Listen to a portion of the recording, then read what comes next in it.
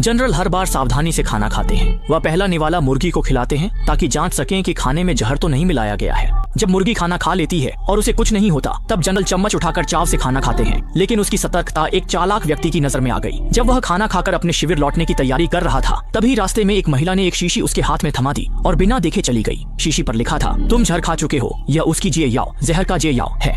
General ने यह सब देखा तो उसके दिमाग में कई सवाल उठने लगे, लेकिन फिर भी वह शीशी को फेंकने ही वाला था। अगले ही पल उसने अपना हाथ रोक लिया और सोचा, अगर यह सच हुआ तो मैं तो गया। किसी भी अनहोनी से बचने के लिए जनरल जल्दी से उसी जगह पहुंचा जहां उसने खाना खाया था, लेकिन सामने का दृश्य देखकर वह एकदम हैरान रह गया। अभी अभी जिसने खाना खाया था वह मुर्गी अब जमीन पर गिरी पड़ी थी और हिल भी नहीं रही थी। इस समय जनरल पूरी तरह घबरा गया। उसे डर था कि कहीं वह भी जहर से तुरंत मर न जाए, इसलिए उसने बिना किसी हिचकिचाहट के अपने हाथ में पकड़ी जे याओ, जहर का जे याओ खा ली। उसे लगा था कि अब सब ठीक हो जाएगा, लेकिन जब वह वापस कैंप में जाकर बोलने लगा तो अचानक उसकी नाक से लगातार खून बहने लगा और वह उसे रोक नहीं पाया।